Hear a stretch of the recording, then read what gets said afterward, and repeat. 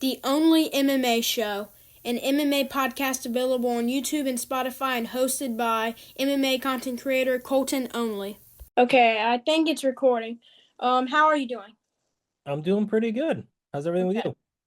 you? I'm doing good. Thank you again for coming. I'm joined here today by Rick Caldwell, CombatFC matchmaker. CombatFC is a northeastern MMA organization, and we're going to ask him a couple of questions about the matchmaking process and his career as a matchmaker.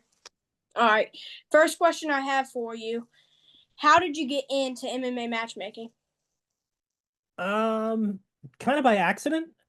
So it's kind of funny. So when I've known Joe for a while. I used to run a website that covered a lot of the local MMA stuff. And I just met Joe through that. He was always a guy that I would chat with at the fights, and he was cool. And he was starting a promotion way back when, I want to say 2004-ish. So his first promotion. Yeah, the first promotion. So yeah, I've been the matchmaker for all but one show. There was one that I didn't do on the first one, and but it actually was the last one the first time around. So the very first show I wasn't supposed to be the matchmaker. Somebody else was initially supposed to do it, and it just didn't work out. There weren't a lot of fights getting booked. I mentioned to Joe, he was complaining about, geez, we can't get any fights booked. We don't know what to do on this one. And I said, what about, and I forget which fight it was, but I rattled off a few fights that I thought would make sense. And he's like, well, do you think those guys would take it? And I said, yeah, I don't see why they wouldn't. Mm-hmm. And I said, hold on a minute. And I sent a few text messages, and within 5 minutes, both guys said they wanted to fight. And I can't even remember which one it was at this point, but it was one of the fights that was one of the bigger fights. And, so within, that first 30 minutes of us chatting about it, I had, 2, 3 fights booked. And he said, well, do you want to just do it? Like, do you want to just do all the matchmaking? And, the guy that was supposed to do it, I'll just kind of have him do something else, I guess. And Yeah. um, so yeah, it was, I was around the sport a lot, and I think that's probably the most important thing with matchmaking is just, do you No know the sport. various yeah, yeah, and do you know the gym owners? Do you know the fighters? Like, if you reach out to one of the gyms and say, hey, we've got an event coming up, October 10th is the next one. Hey, our next event's October 10th. Who do you have that wants to get on the event? Yeah. That's where I start, right? As I reach out to the gyms and I ask who do they have available.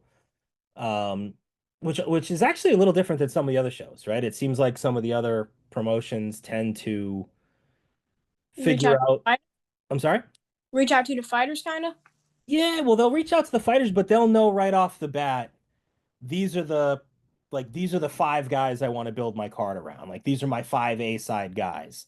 And then they just fly somebody in from somewhere else to fight them. So a lot of the fights are just, you know, um, a guy that fights for them just about every time, and somebody that they're flying in that nobody's ever heard of. That's one of the more common ways that a lot of the shows around here do it. And I try not to do it that way. I Yeah. try to figure out which fighters are available, and I try to make the best fights that I can without it being just the same, hey, I use these same 8 guys over and over again, and Mm-hmm. it's our 'Cause- hometown guy that fights for us a lot, and some guy from somewhere else that nobody's ever heard of. Yeah. So Um, it's really all about connections, matchmaking. You have to have connections to both fighters and gym owners, stuff like that, managers and stuff. yeah, and I think a big piece of it is you have to know what type of fight they're looking for, Yeah. and what type, because it's not that everybody wants an easy fight, Yeah. right? A lot of the guys will take one, but if you have an idea that, hey, this guy's coming off a couple wins, he's looking for a tougher fight, you just try to find guys that they're both He look, wants. yeah, they're both looking for the same thing. They're both looking for um, a fight like the other guy, right? And Yeah. so just getting a good understanding of what they're looking for and kind of what motivates them. Um, because there's a lot that goes into it. Like, if you're going to do it right, in my opinion, there's a lot of things that go into it. Like, I tend to ignore everybody's record. that's a big thing too, because we'll see guys, like on our last event, Hmm. we had Lucas Rosa, who was 6-0 or 7-0, something like that. He was I fight. know he's doing good. Yeah. Yeah, yeah, he was fighting Vasta. And Vasta was, I think, 4-5 coming Hmm. into the fight. So there were people that looked at it like, oh, you're giving Rosa an easy fight. And I said, like, have you seen Vasta fight? Like, Yeah. Vasta's super tough. Like, this is going to be a really good fight. Um, and, on paper, it looked like it was, this undefeated prospect getting a layup, but I knew it was going to be a really good fight, and it really was, and So, yeah, sorry. Vasta fought up a couple up weight classes previously. So it's, you know, so I want to make sure that whatever people see in the cage is entertaining. Okay, that makes sense. And that also answers a question that I was going to ask later on what really weighs more to you, putting fights together that make sense or putting fights together that are good stylistic matchups and are going to be entertaining. But you basically gave me that answer, so that answers that question. So A you little of both. prefer entertaining fights? Entertaining fights are super important, but Yeah. we're in a unique spot where we're on UFC Fight Pass, right? We have to have some fights at the top of our card that the UFC is going to be interested in. So we have a few different priorities that we have to nail, right? For a lot of promotions, all they care about is get as many people in the building as possible, right? Like sell as many tickets as you can. That's all they care about. We need to sell tickets. We also need to make fights that the UFC is interested in. At least the top two or three fights have to be, you know, Good. yeah, like in not just good, but they have to be prospects that the UFC wants to see, like someone that could end up in the UFC. Yeah. So, when we had Carlos Lazoya versus Victor Diaz, Lazoya was very, very close to getting into the UFC, and Diaz had a shot on Contender Series, and when we had, Ajim fight, he fought on Contender Series. So they want to see guys like that depending on how these fights go could end up in the UFC, right? So Damian Nelson, they want to see guys like that. Um, and they want to see them in real fights, they want to see them in challenging fights. But a lot of those fights, they don't sell any tickets, right? So we have to have some fights that the UFC wants to see, but we can't make all our fights like that because if none of those guys are popular locally, and then all of a sudden, if we've only got 600 or 700 people in the building, well, that's not a good thing, right? So we have to make sure we're making fights with popular guys, but also fights that the UFC wants to see. And we have to make sure that the action's good because if you're watching our product, whether it's on Fight Pass or in the venue, if all the fights are terrible, if they're all boring, then you don't have a good time and you don't want to come back. Yeah. So it's a combination of everything. We have to try to have some fights on there that are guys with good records that the UFC is going to be excited about. We have to mix in some exciting stuff other than that. I mean, I just try to, I've joked with people in the past about it's the coolest job ever because I get to just figure out what fights I want to see. Like as a fight fan, what would I enjoy watching? And then I just offer people money to Exactly. fight each other. Like it's the coolest job ever. So I think just being a fight fan and booking fights that I would want to watch as a fan, that's a big part of it. Mhm. So yeah, trying to do a little bit of everything. I mean, it's there's no there's no easy answer. It does get a little complicated, but just trying to balance it out and book as many fights as I can that I would enjoy seeing, and Yeah. mix in some And amateur fights as well, you know. yeah, yeah. Balance it out basically amateur, professional, good records, entertaining. It's a lot that goes into it that a lot of people don't understand. And that's another thing. What like you've already described the process a lot, but is there any steps that people don't know about? Like any other responsibilities that you have outside of matchmaking? Like are you also guys sending out the contracts and stuff like that? Yeah, so you've met Joe, right? Yeah, yeah. So he's a very nice guy. He's very good at a lot of things. He's not super organized. So I have to do basically all that. I have to do all the contracts. I have to, I talk with the production guys. Joe will have a pretty good idea of what he wants to see. For a particular event, he'll say, he may have a particular shot that he wants to use or an angle that he likes. But when it comes down to, very specific things, like if it's timing related, because that's the other thing that on fight night I have to do is, if we have, we usually will have some sort of dark fight in the beginning, just so the camera guys can make sure everything works. So they'll film it and they want to make sure that everything's going to the screens, that the graphics work, and they don't want to do that on live TV. So we'll have one dark fight typically, and then we're streaming on, something like Swerve TV or other fast channels. And that'll be for 2 hours, and then we jump into Fight Pass.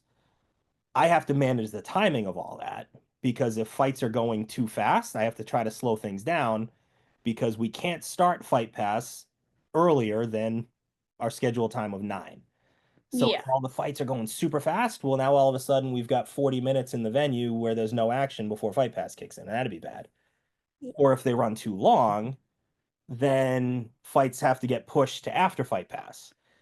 So we have to change the order, and guys are, we've had on one of our early shows, guys were ready to walk through the curtain and go fight, but we ran out of time and they were told, hey, sorry, you're gonna have to go hang out in the locker room for a few hours. You're gonna fight 3 hours from now instead of 3 minutes from now. So that wasn't good, and I try to make sure that doesn't happen. So I'm running around like crazy on fight night trying to make sure.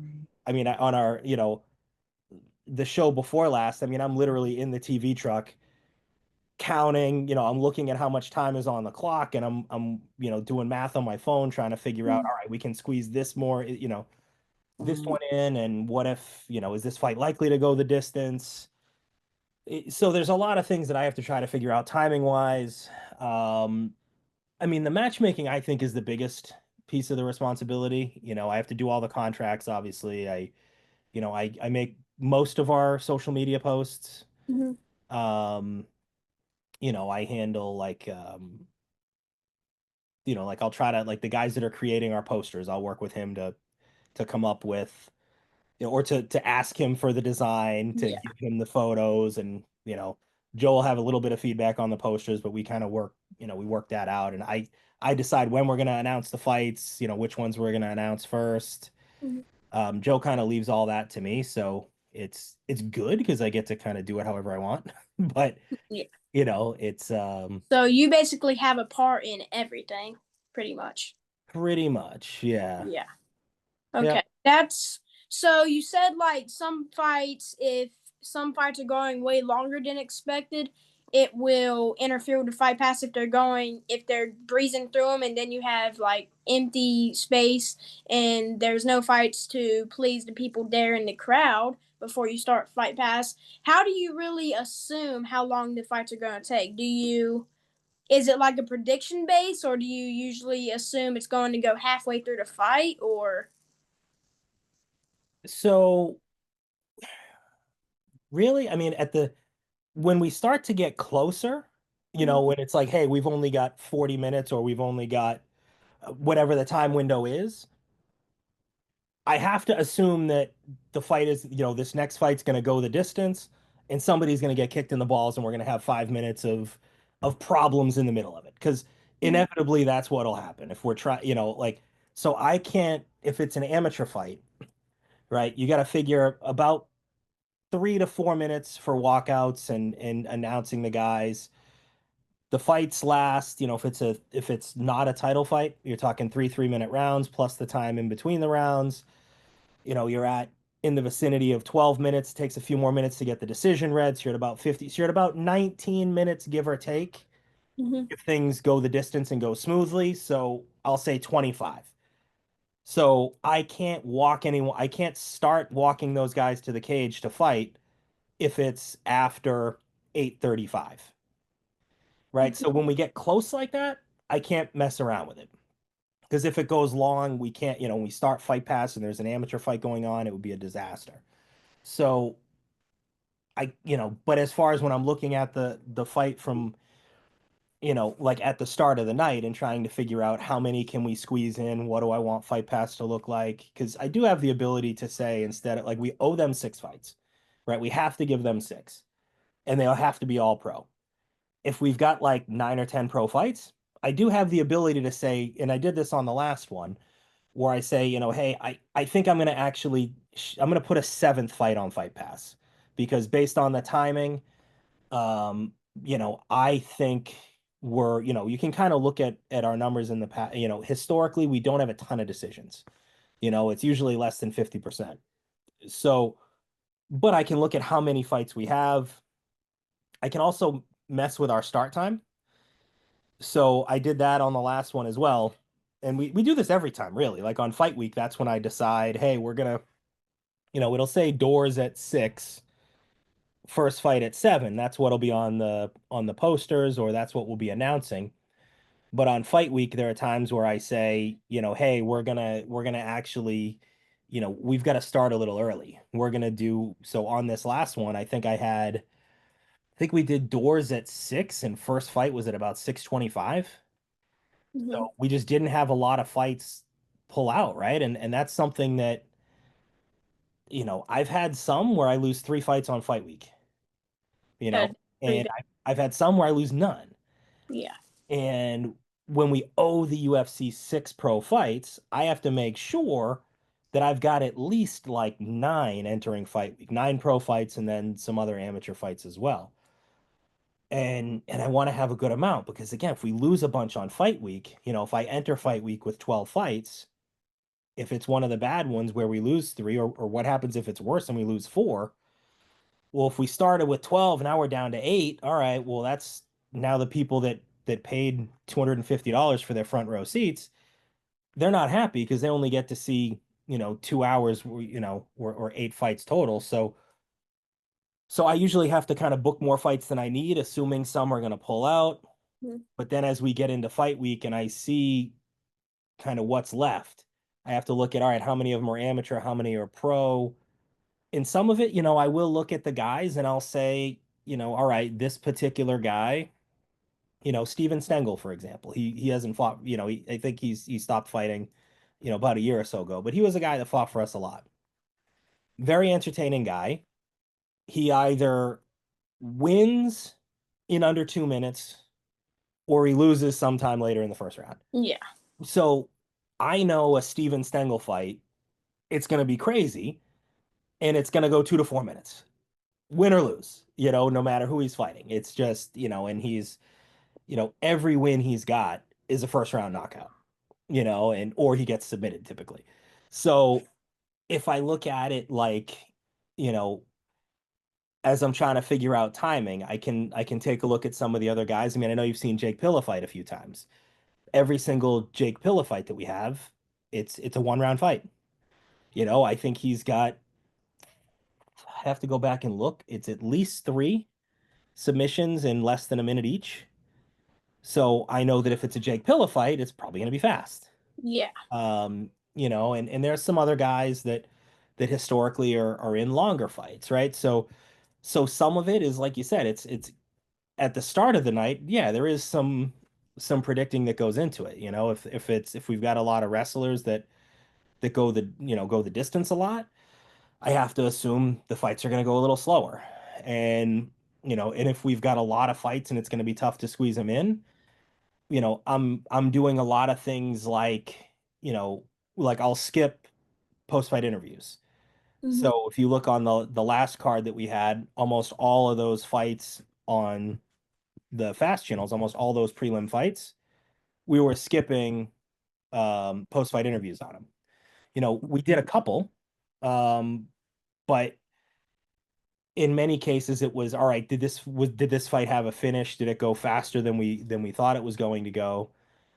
So it's a lot of people kind of have they're under the impression that, oh, they didn't interview that guy. That must mean that, either they don't like that guy or they thought his fight was Yeah. bad or this guy's fight was great, so they interview him. Most of the time it's me looking at my watch, looking at what we've got coming up and saying, do we have time for an interview? Like, are we trying to speed up? Are we trying to slow down? Um, so it's not personal. It's just we either don't have I the yeah, time, but yeah, or we've got we don't have enough fights tonight because some things pulled out. We've got a lot more space to fill. So let's interview everybody and let's make it a 5 minute interview. Um, so there's a lot of stuff that I'm doing like that on fight night. And that's the most stressful part for me, honestly, is on fight night trying to make the timing work because if we miss that window, if we start late on Fight Pass, that would be disastrous. That would be hard, right? So we have to be able to go live right on Fight Pass. And I mean, I've had to time out, we know the open was 2 minutes, right? So I'm like, all right, can we get these next guys out of there by 9:02, right? So like, do we have enough to squeeze in this one last fight? And in so that gets to be frustrating on fight night. But other than that, I mean, the big thing that I look at is unlike most promoters, like we have guys that sell tickets for us, right? We have guys that are big names that fight for us often, but we're not necessarily building our promotion around, two or three guys. It's not a bad thing for me if anyone loses. So it's not like, all right, I need these five guys to win, or if this guy loses, that's bad for us. You know, I'm less focused on how does this fight go? Did we get the outcome that we wanted? That's not really what I'm stressed out about. I'm looking at it like, is this a fight uh, that delivered? Is this a fight did the crowd enjoy the fight? Did the, you know, is the UFC going to be happy with the product that they saw? Um, so, those are the things that I mean, I'm probably not as stressed about that. That's probably not the right word for it, but those are some things that I'm anxious about on fight night. Mhm. Just, because I've had some of the best fights I've ever booked. I'm like, this fight's going to be amazing. It was terrible, and I'm like, I don't understand how, we put two of our most exciting guys that we've ever had in with each other and it just didn't deliver. Yeah. Um, And we've seen matches like that in the UFC too. Like, for example, Lewis versus Ngannou. Some fights you would assume they go one way and then they go the complete opposite way. And that leads to another question. What's your favorite type of matchup? Like, is it brawler versus technician, power grappler versus BJJ? What's your favorite type of matchup to make? it's a good question. I would say, you know, so one of my favorite fights that I booked on the last card was Blaze Nichols versus Mike Joliker. Mm-hmm. And, Mike was a former champion of ours in the amateurs. Blaze fought for the belt, but he lost a couple points. I think it was that fight you were at. And they, Yeah, I actually commentated his fight. That's the one. okay, yeah. Okay, yeah, that's right. So that was a crazy fight. Blaze, I don't want to say dominated, but he clearly would have won the fight if not for 2 point deductions that Yeah. nobody can even figure out what they were for. The referee made a couple oddball point deductions, so Blaze ended up losing the fight. But the reason I like that fight is both of those guys, they have exciting stand-up styles, right? Like they're guys that go out there and they're not point fighting you, like they're going out there trying to finish. They throw big punches, they throw combinations, they throw kicks. Like they're really good strikers, but they're also,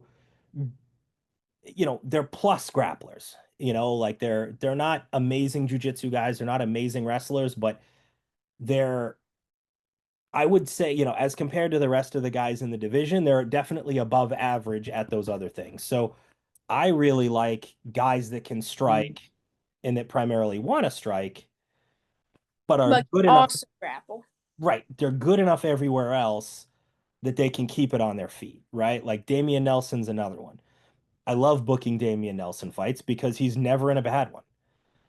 His stand up is really, really good, and his grappling's good enough that you can keep it, he can keep it standing. So, that last Damian Nelson fight when he fought Travis Demko, I love that fight. That's another one. Both guys are really good boxers. They both can wrestle, they both can grapple. So it's not going to be something where um, one guy's going to be clearly winning the stand up and then the other guy's going to say, "All right, I got to take him down." And then it turns into an obvious striker versus grappler. Yeah. I mean, those fights tend to frustrate me when it's an Yeah, striker obvious. versus grappler. Classic matchups. I don't like those actually. A lot of fans do, but I don't. I feel like it's too dependent on will they get a takedown or not. To where if they do get it, the fight only has one outcome that's really possible, and if they don't, it's not like that. I like fighters that either grapple or strike, but have different ways of doing it. Yeah, yeah, absolutely. And and I want to like, do these guys have multiple paths to victory? And we have to have some striker versus grappler matchups, and some of them end up being pretty good, but you never get a really exciting fight when it's striker versus grappler No. because it's going to be one-sided no matter where it is. If the guy can keep it standing, he wins every minute of the round. Whereas if the other guy gets a takedown, he wins every minute of the round. So, I try to, when I have fights with, I mean, I think the fans definitely prefer stand-up. They Yeah. prefer striking. Like there's if we are going to book, we do book a lot of grapplers too, but I like when there's different types of grapplers and guys are going to engage in the grappling with each other. I think that's fun and exciting, especially when one guy is, I know that, hey, this guy's more of a top guy. He's going to be trying to ground and pound while this guy's going to be working his jujitsu from the bottom, or Yeah. he's going to be trying to sweep. Like those are fun. Um, but I mean, we had, I'm just looking at some of our last couple shows. Like, I mean, anytime I can book Jared St. Jean, then Jared St. Jean versus anyone is a fun fight because I know that no matter what fight he's in, he won I think I think he fought immediately after Blaze, when you did the commentary. Hmm. So yeah, St. Jean won the 155-pound title by knockout on that same show that you were at. He's just really exciting. He's a really good grappler, but he prefers to keep it standing and he finishes guys. So, Yeah. anybody like that, um, I just love, like, I mean, the fans like to see a finish, regardless of what that finish is. It's not that they need to see a big crazy knockout. Like they want to see a guy clearly win the fight. They even if it's a dominant win, if a guy wins a decision, yeah, they'll clap for it and but when the fight gets ended, when there's an actual finish, whether it's a submission, a knockout, the place goes absolutely bananas. The guy's on Yeah. top of the cage and you know, Yeah. that's what people are like. They're there to see those moments. So, um, I try to book. Sorry, my we just had some thunder here, so my kids might come running in the office because they're nervous. But we I try to book guys that have come in and fought for us before and have performed well. I try to book guys that come in and get finishes because I know those moments are what the crowd lives for, right? That's what they're Yeah. there for. So, I would know. I've actually been in UFC events. And like you said, guy wins, or if it's a good fight, people are gonna clap. But if there's a finish, no matter really how good it is, the crowd erupts. Everyone's on their feet, phones out, stuff like that. yeah, I think the walkouts and the finish, those are the two things. Like, Yeah.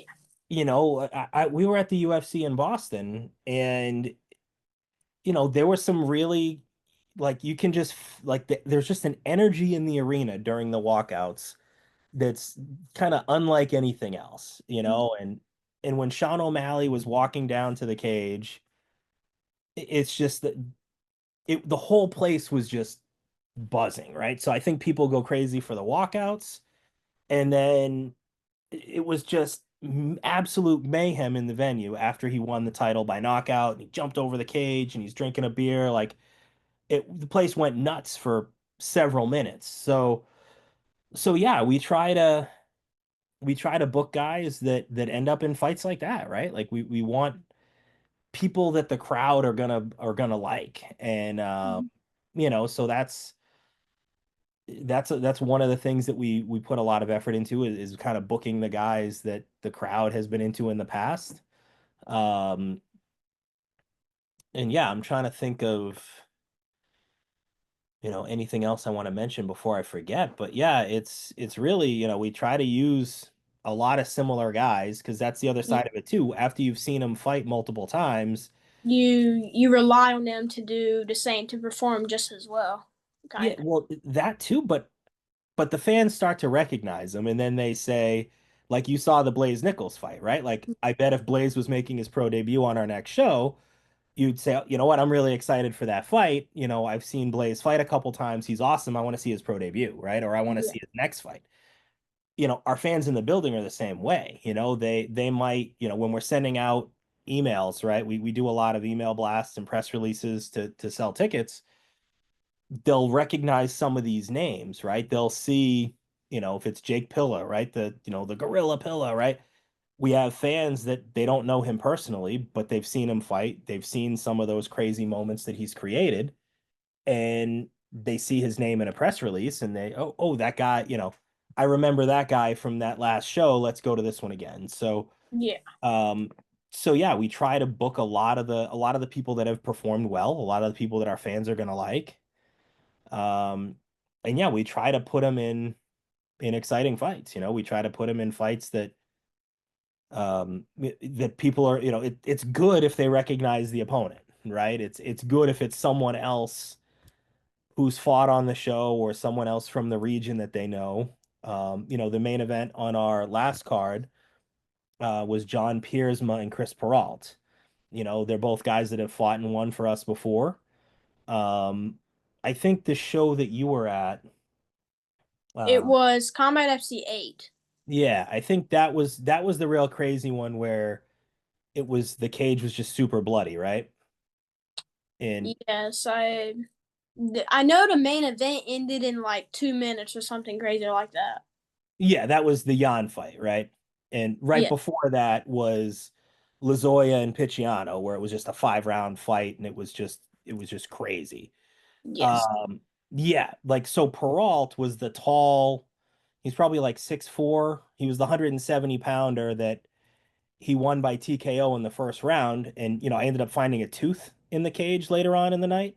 Hmm. And like Peralt knocked somebody's tooth out on that show.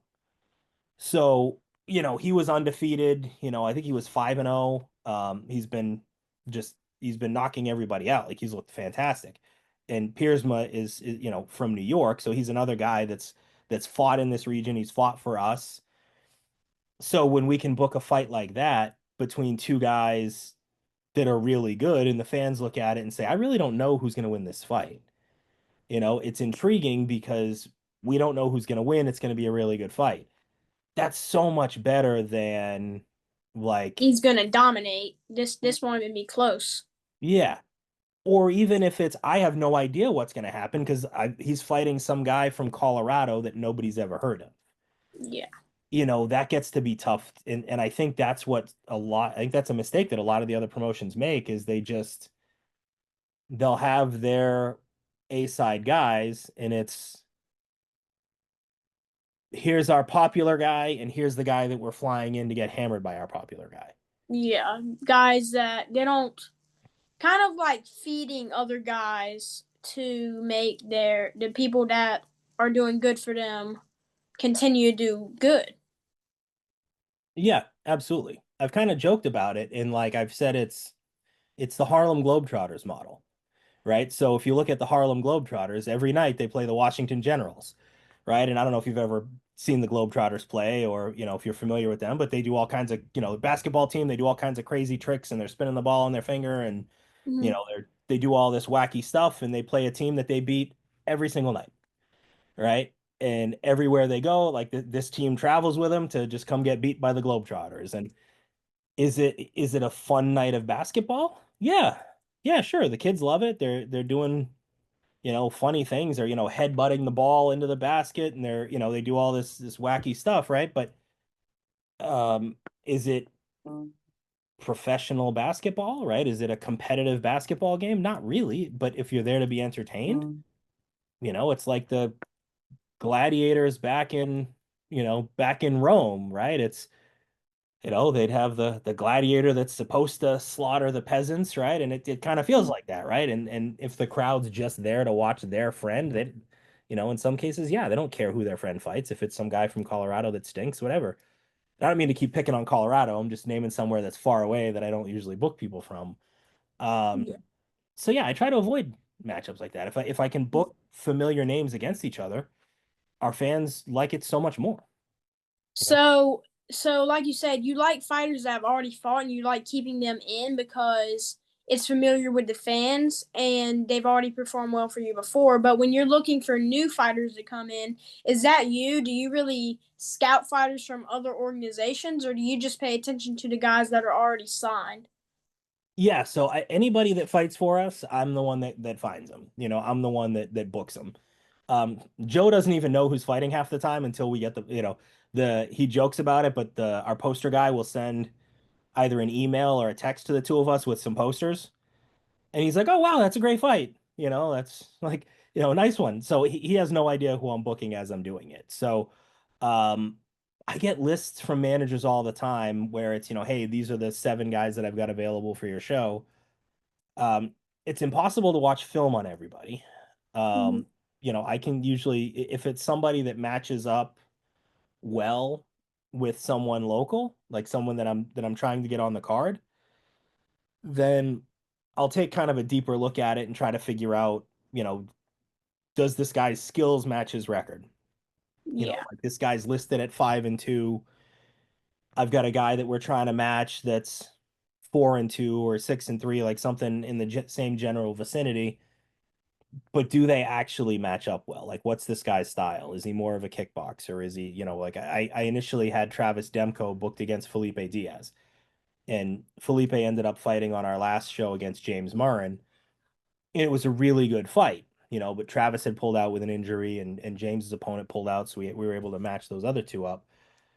But initially, I was looking at that. Okay, Felipe is a really good kickboxer. And Travis is a really good boxer. So there's going to be a lot of stand up, but they're also good enough grapplers that they're not going to, if the other guy is lose, it's not just going to be a quick and easy takedown for either one of them. So similar Mm-hmm. to what I was talking about earlier. So it looked like they matched up pretty well. It looked like stylistically it was going to be fun, and then we roll the dice and take a shot on it. Um, it's not, we don't usually have like 5 or 6 options where, hey, these 5 or 6 guys are going to be the perfect fight for this guy. Let's try to figure out which one we like best. I'll have a few options, and it's like, all right, I hate that option because that's going to be a really easy fight for this guy, and we were looking for something a little tougher. Or this guy's probably a little too tough. Maybe he's got too much experience, or he's on a 5 fight winning streak, and this guy's coming off a loss. So we don't really want that. So it's, I kind of have a window of what I'm looking for, and I try to find someone that, Fits it. yeah, that fits that window, and I work with a lot of the same managers over and over. Mm-hmm. Like um, if I know that they've got guys that are tough in that, and I know what, how skilled their guys usually are, I continue to book their guys. Like I mentioned Felipe Diaz a minute ago. Um, the same guy that fought, or the guy that fought Jared St. Jean in his pro debut, was a kickboxer named Stefanos. They're out of the same gym, right? So I know that, okay, these guys are, and that they're from Daniel Frunza's gym down in Miami, Florida. I don't know if you've seen Daniel fight in the UFC, but it's I forget the name of it. It's I don't know. I can't remember the name of it, but they've got a gym down in Miami where a lot of good kickboxers fight out of. Um so I know that, Stefanos was 0-2, but I knew he was gonna, he's not your typical 0-2 guy. To watch some of his, little bit of film on him. Okay, yeah, this guy's gonna be really good. Yeah, let's bring him up. So we ignored the record there, and it turned out to be a really good fight. It was really exciting. It was, you know, 50-50 until the stoppage. So um yeah, so it's I'm probably I'm giving you way more info than you need there instead of just a quick answer, but yeah, I try to book from the same managers or the same gyms whenever possible. And I look at who they have for opponents. If I'm not able to watch film on them, like I can kind of go through their topology real quick and figure out, You know, okay, this guy's 9-3, but he's never fought a guy with a winning record, or not. He doesn't have a win over a guy with a winning record. He fought three guys with winning records and he lost to all three. So, all right, he's probably not as good as his record says he is. Or Yeah. conversely, when I looked at Damian Nelson, when he first fought for me, he was supposed to fight Jerry Muse, but then we ended up switching him to Don Shanis. Shanis had fought in the UFC, and we knew he was super tough. Damian was 4-4, so on paper it looked like a bad fight.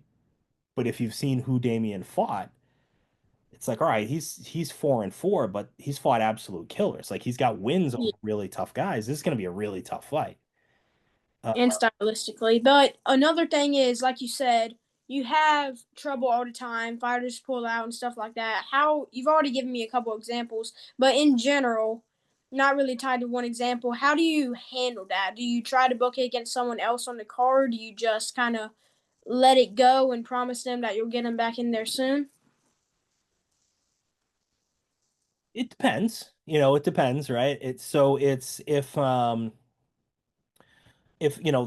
guys who are in town take priority, right? And it's no secret if it's a guy that's going to sell a whole bunch of tickets, I'm going to have to find somebody to come in and take that fight. Like Jake Pill, I've used his name a few times. He sells a lot of tickets. We've had a lot of guys pull out on Jake, unfortunately. So if someone pulls out of the fight and we're 2 weeks away from the event, but Jake's already sold 200 tickets, he's been putting in a training camp, he fights for us all the time. I can't just tell Jake, hey, we'll get you next time. I want to make sure we get him on that card. So at that point, it's whoever I can find that'll say yes, that Jake's going to say yes to. Like if we're inside that 2 week window, as long as it's a fight that's safe, right? Like I'm not going to book a fight where I look at it and say, okay, this guy really stinks and isn't going to be able to defend himself. Like if it's a guy, hey, this guy's got a bad record, but he's actually a really good boxer and he's just bad at jujitsu. Like this guy's tough. If we're talking a street fight, like, these two guys would be competitive, right? In an MMA fight, yeah, this guy's going to be the favorite, but this guy does have a path to victory, right? Like this guy's got better stand up for sure if he can keep it standing up. Like so when you're in that kind of last 2 weeks, you book the best fight you can possibly make. Yeah. You have to make one, for certain guys. And I try to make sure, does this guy have a path to victory? Is there something he can do to win this fight? Um, and if it's a guy that's, if he's an out of town guy, I'll usually tell the out of town guys, like if we've already bought plane tickets and things like that, like, we'll try to keep them on. But if a fight pulls out like 5, 6 weeks before the event, like let's just say he got booked 8 weeks out and then 4 weeks out, he loses an opponent. If it's a guy that we're gonna have to fly up from Miami and I don't have anything else for him, then I'll just tell him, hey, if anything else changes, if anything pops up, we'll try to get you in there, but we might have to wait until the next one because I can't fly in two guys for the same fight. So I have to find somebody from up here that is willing to take the fight. And sometimes it works out. On this last one, we had Marin and Diaz that we were able to match up when their opponents fell out. And I mean, I try to keep anyone local that's been on the card, that's been training, I try to keep them on. The amateur fights are actually a lot harder because the amateur guys fight for free. Mm-hmm. And, if you've got someone, I'll use the Blaze Nichols example again. Blaze is tough.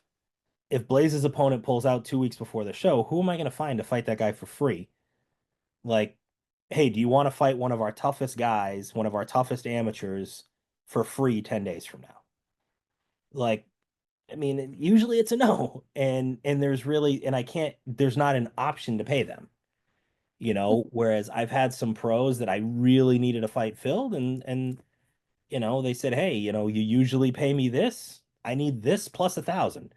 I need an extra $1,000 above and beyond what you usually pay me. But they'll take the fight, and we're able to keep a fight to keep a guy on the card. So um yeah, it's a lot harder with the amateurs because there's no option to pay them. Yeah. And another question I have is you've already explained really the process of matchmaking, how you deal with basically all your responsibilities and how you deal with when fire's pulled out. How often do you really sit down and put all your focus into matchmaking? Do you try to put entire cards together at once, or do you try to put one fight together then and then there, and then once you have enough, you announce the card? So I try to get as much, usually right about now is when I'm starting to do it. Usually when I'm 10-ish weeks out, I start putting some fights together.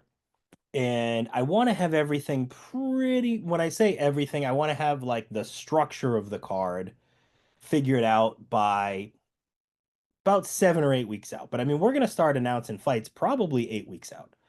So when I'm announcing fights, I might only have 5 or 6 fights total booked, but I start announcing some of them. But I mean, the first thing that I try to do is I try to figure out what my most expensive fights are going to be.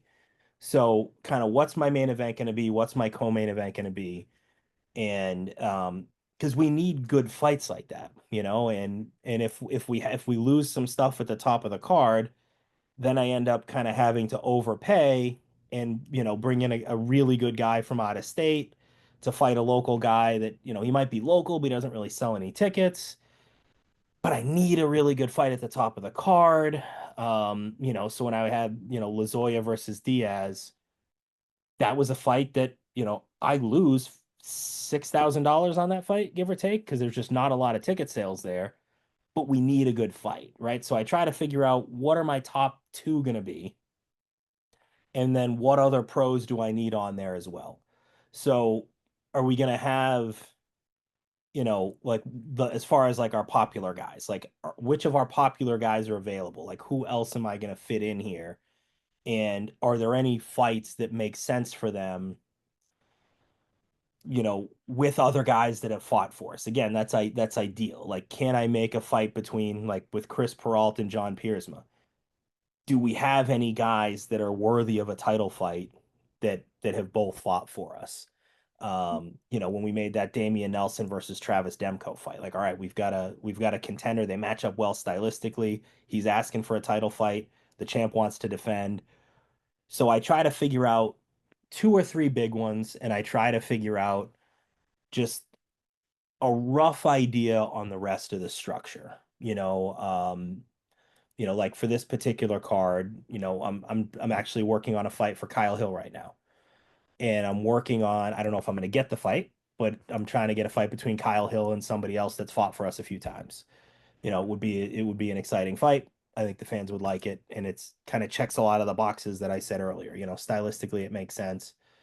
Um, and also I'm looking at, some guys that fought for us before that have been exciting guys. They're looking to come back, So all right, who do I have for, I don't want to spoil too many of the fights in case I don't get them, because then Mhm. it looks like I try to pressure these guys into it. But, I've got one fight that I'm trying to make right now between a guy that's 2-0 that fought for us, you know, multiple times, whether we're talking pro or amateur, but he's 2-0 as a pro, more of a stand-up guy. I'm trying to put him in with another guy who fought on one of our last few shows, same weight class, another guy that really likes to stand up. So I'm trying to look at like what are the obvious ones that I can make between fighters that I like and guys that I like, all those things I talked about earlier. So I'll try to figure out which ones can I match quickly, like which ones are obvious. And then once I figure out kind of my top, if I can match like five, 4 or 5 fights that I feel good about for Fight Pass, then that's like I'm picky for those first 4 or 5. But then after that, I just start ripping through it. Right. So then I jump into a lot of the amateur fights. Because I can only match, we can only match 16 total fights, even though we know we're going to lose some. I can only have a max of 16. And if I know I need to have 6 on Fight Pass, I need to match like 9 or 10 in case I lose some other pro fights. So if I book 10 pro fights and 6 amateur fights, once I get those top 5 pro fights, then the other 5 pro fights, that's when I can start matching some of the fights that I'm a little less excited about. And Mhm. some guys, maybe some guys that had a fight a couple shows ago that fell apart, and I feel like I got to get them back in there, or um, someone that's from a gym that I really like working with that I haven't booked it. I haven't booked this particular guy yet, but I work with their gym a lot, so let's try to give him a shot. Um, and the amateur fights, those are the hardest ones to match because in some cases, there's no film on any of these guys. Yeah. You know, You don't really know what kind of style they are. They don't have experience professionally or anything like that. yeah, it'll be two first time guys. So all I'll know is, I matched one on the last show from, okay, this guy's from Mike Rodriguez's gym, and Mike Rodriguez fought in the UFC, I want to say 7, 8 times. This guy's from Mike Rodriguez's gym, and he's 19 years old. This guy's from Matt Santos's gym, and Matt Santos is one of the best trainers up here, really good jiu-jitsu school, great MMA team. He's got a guy that's about, that's also 19 years old. They've both been training a similar amount of time. This guy's a blue belt, this guy's a purple. Okay, close enough, right? Sounds good. Yeah. So that's where it gets tough because and that's where I think going back to what I said earlier about the relationships, I have to know the coaches well enough that they're not going to lie to me. Because we've had some times where guys have said, yeah, this guy, like this guy's all right, this guy's pretty good. And then the guy comes out and he's an absolute killer.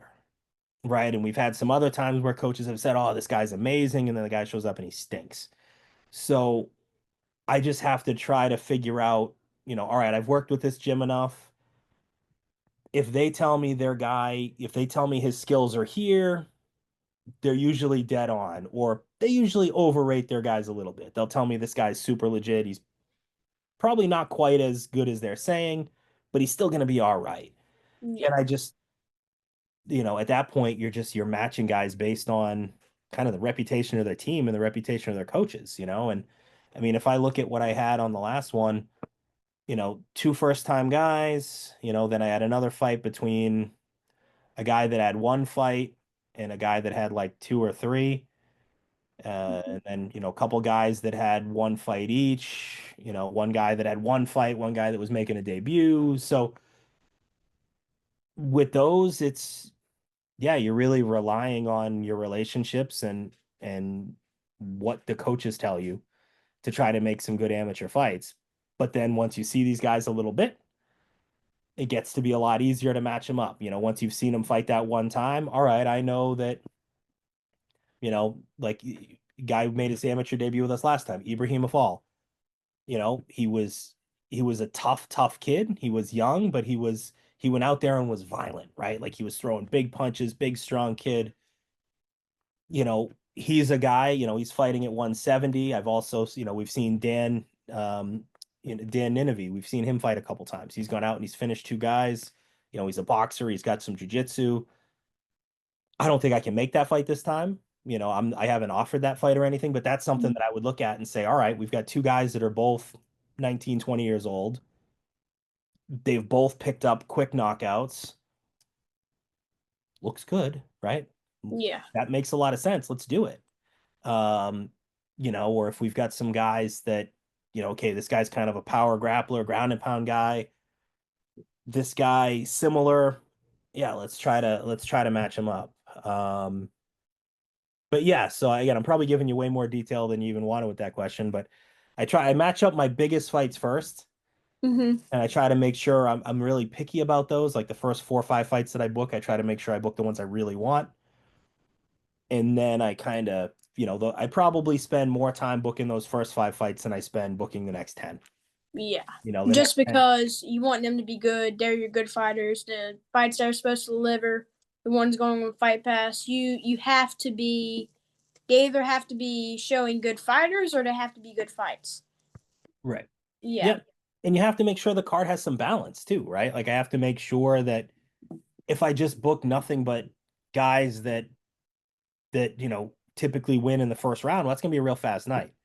Yeah. So I have to try to mix in, if it's a guy that, hey, this guy's fights usually go, 2, 3, or if it's a champion, 4 or 5 rounds.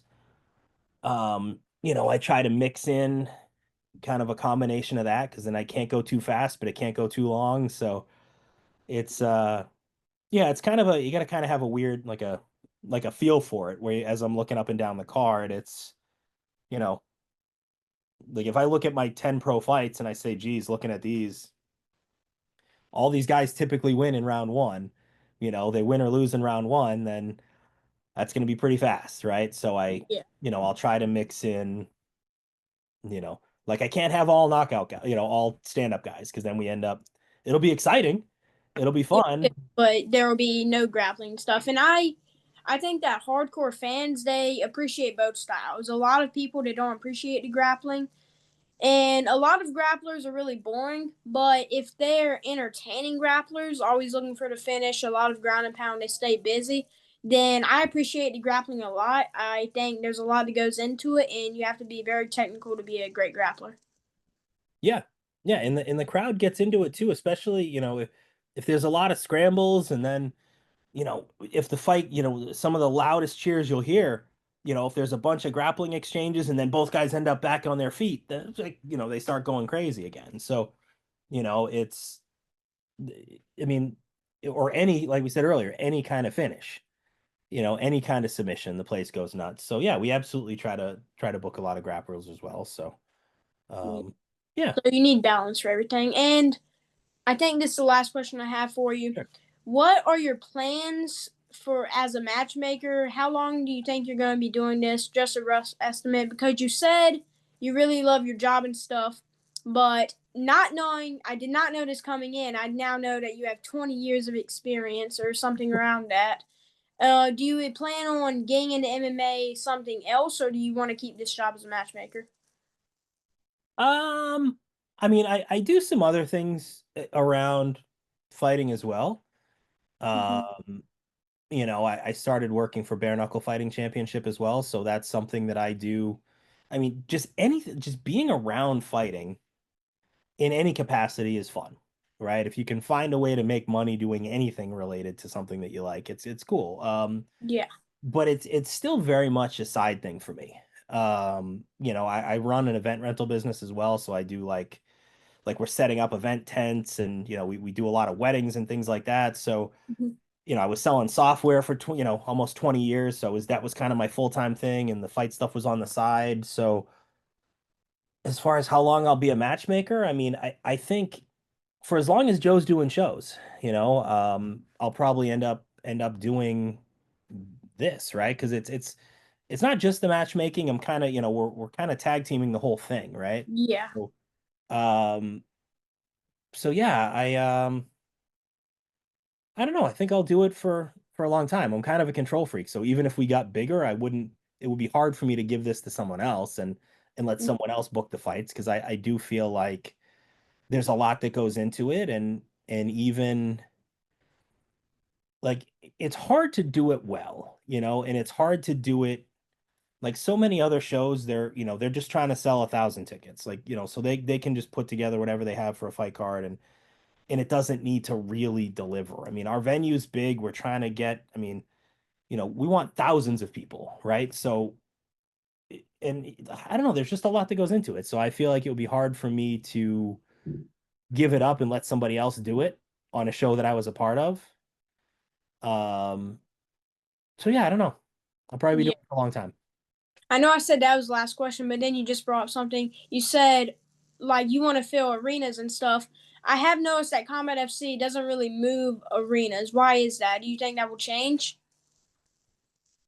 So there's not a lot of venues that are similar in size to what we have or bigger, right? You go right from, I mean, if we could fit, and we have had shows before where we got in the range of 3,000 people, and it's packed with 3,000 people.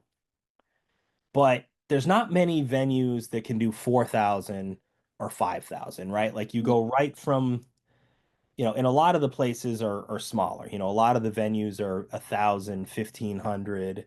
They're small little clubs or they're hotel ballrooms. At our show, when we've had 3,000 people, everyone has a seat. Mm-hmm. Everyone has a seat with a section on it. So to go to something bigger it's, we want to go to something bigger, but we have to make sure that if we go to something bigger, there's a lot of costs associated with it. Those bigger venues are really expensive. How do we know for sure we're going to do at least 3,500 or 4,000? Like, because some of as we jump up to venues, it'll go from a venue that seats about 3,000, 3,500, like what we have now, to seating 10,000. So how do we get that many people in? Yeah. We have to get our advertising dialed in, and we're getting a lot better with it. The shows keep getting bigger and bigger. Um, but I mean, I think for a lot of fans, a lot of people don't pay attention. A lot of people don't. They may remember the name Combat FC. They may remember the name of some of the fighters, but one thing they for sure remember is they saw the show at the Shriners Auditorium in Wilmington. So if they get an email or they see an advertisement on Facebook or Instagram that says live MMA fights Shriners Auditorium this date, if they've been to the Shriners Auditorium, they're going to assume it's the same show. So we have an exclusive at our venue because we want to make sure that someone else can't go in and put on a show there and kind of steal our crowd because people assume it's the same group of people, right? Yeah. So we make sure that we're the only people that do shows at our venue. And if we were to move venues, there's a certain amount of people that aren't going to know that it's us. Like if we were to go to, I don't know, anywhere, if we were to go into Boston, right? If we were to go to a big venue in Boston, it's going to take a show or two before we can get the word out to all of our fans that, hey, we moved venues. We're here now. They may not see the emails that we send out. Maybe they don't follow us on Instagram. Maybe they don't. So the familiarity of it, I mean, there's people that are going to know, like if I go to the show at the Shriners Auditorium, it's the fights are gonna look like this. They've got video walls, they've got lights, they've got smoke. I'm gonna be sitting in a seat, like they know what to expect. Yeah. It's like, when you go to your favorite restaurant, you know exactly what the cheeseburger tastes like there. You know exactly what so kind of same idea. They've been to our shows, they like them enough to come back. We continue to give them a similar experience. So to change venues, it would be tough. It's and I would say we'd have to do it kind of either a one-off, like doing one big event a year in this other venue, or we'd have to just move permanently and stay in that venue forever. I wouldn't want to bounce around and do a whole bunch of different venues. I think that's kind of a recipe for disaster. Yeah. All right. Well, there anything else that you want to talk about? No, no, thanks. I appreciate you invite me on for the podcast. I mean, so for any of your fans that are watching, I mean, follow combatfc.tv on Instagram. Check us out on Fight Pass or come see us live in Wilmington. Yeah, for sure. Thank you again for coming. Just one quick announcement. Episode 2 and 3, I have planned. Okay, episode 2 for you guys watching this, whether on Spotify or YouTube. Episode 2 is going to be Nick Eldridge, a Combat FC fighter himself. Episode 3, UFC lightweight contender Grant Dawson. And thank you again, Rick, for coming on. Have a great day. Yeah, you too. Yep. Thanks a lot.